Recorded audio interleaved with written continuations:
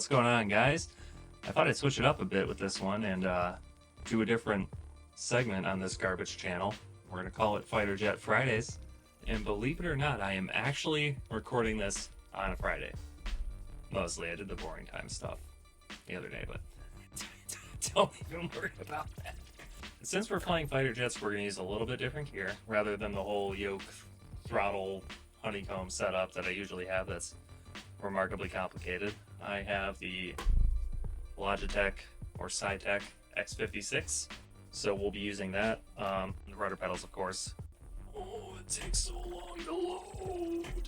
The other thing that's different that you might be able to tell is I am now in front of a green screen, so I can be anywhere. Want to be here? Oh, want to be here? Oh, want to be here? Oh, want to be here? Oh. Blah, blah, blah, blah, blah, blah, blah, blah. Or it can be huge.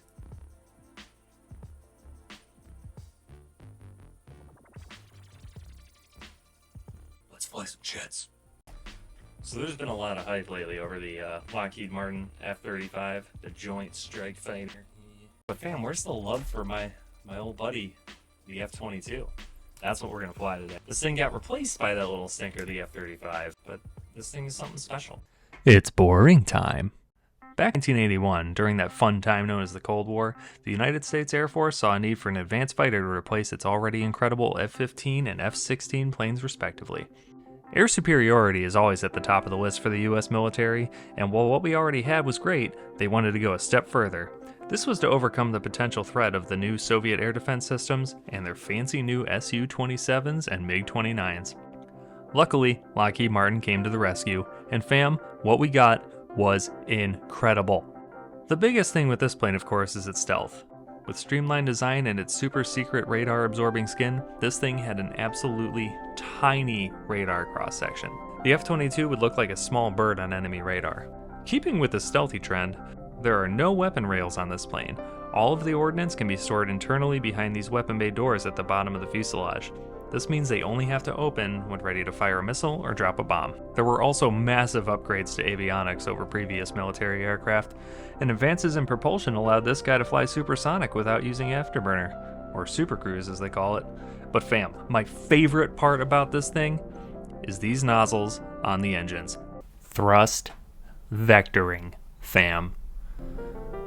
These nozzles can pitch up and down, giving this plane insane maneuverability. It can fart hot exhaust in different directions out of these poopers.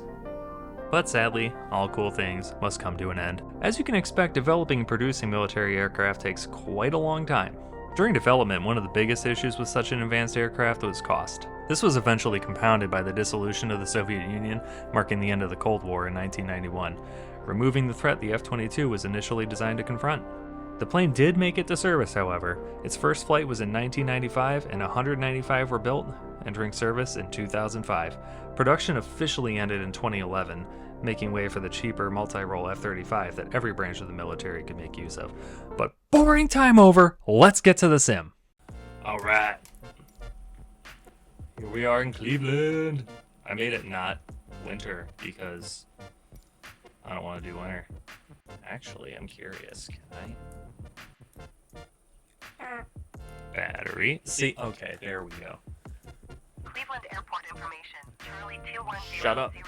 Okay, so we got that set. Let's turn on our APU. Let's close our lid. Let's pull it out of here.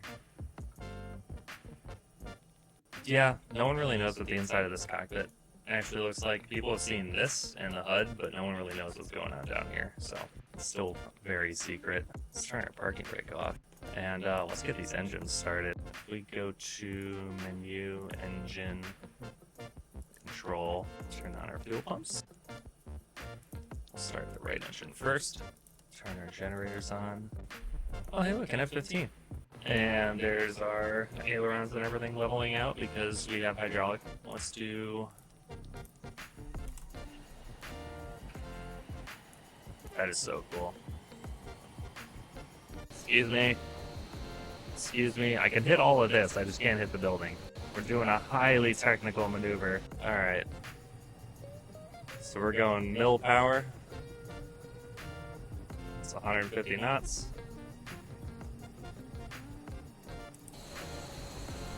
And we're airborne.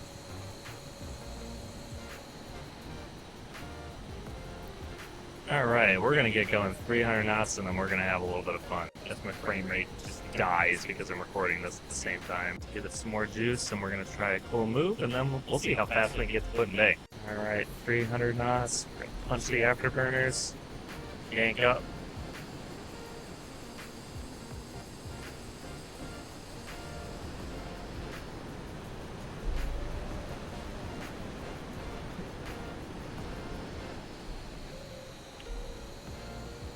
Very maneuverable. That's that there thrust victory. And what's crazier is that I recovered from that. Alright, there's supersonic. Yeah, we're over speed. Let's go see what's going on at Cedar Point. I actually haven't flown over this. I don't know how accurate Microsoft's auto-gen depiction of it is. The best place to wait in line for a really long time. Oh, wow. Wow, they have Gatekeeper, Twister, Top Throw Dragster that's permanently closed, and some really blocky wooden coasters and a lot more parking lots than actually exist, but hey. You know. Okay, so let's do something fun. We're gonna punch it. Mark 1.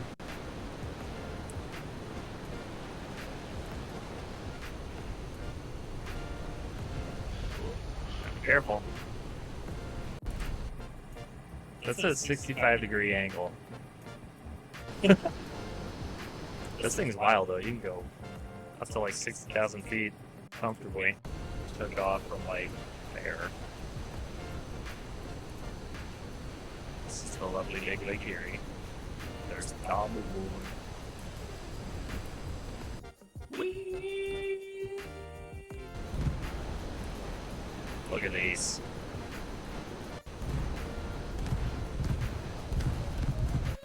This is by no means proper procedure.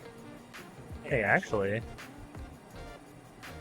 think that's Aurora Lake. Yeah, that's Aurora Lake. That's cool.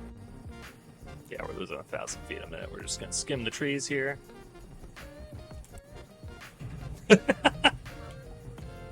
I've taken off from here in real life. All right, punch it. See if we can get off before we run out of runway.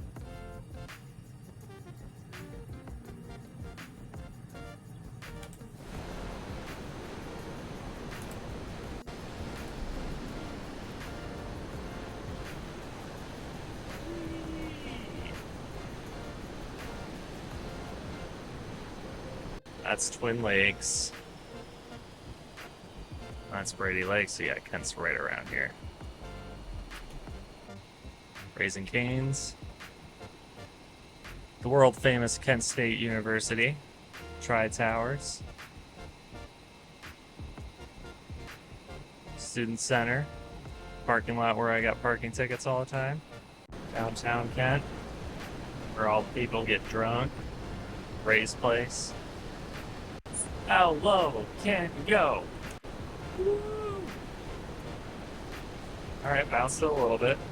That's fine. Ooh, yeah! Yeah!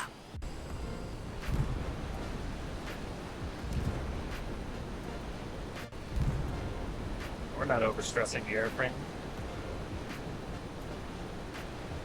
Promise. Oh! Look how you can skip off and it's nothing. It is Canada. Oh, but we're coming in a little too hot. Quick, move the country! Whoop.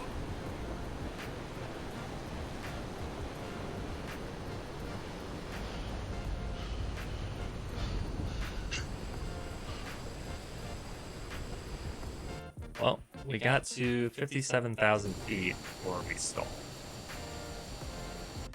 Let's do something stupid. Don't mind us going to Myrtle Beach in an F22. Whee! We'll just let it ride. Alright, so we're going Mach 0.8 at 70% throttle.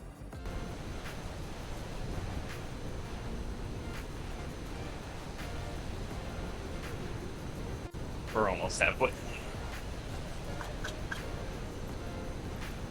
Later, nerd.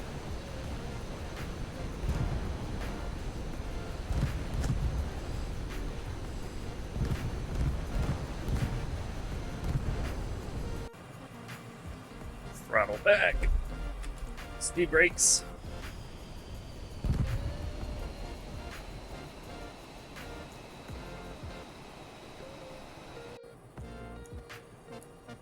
And just like that, we're not hauling it anymore.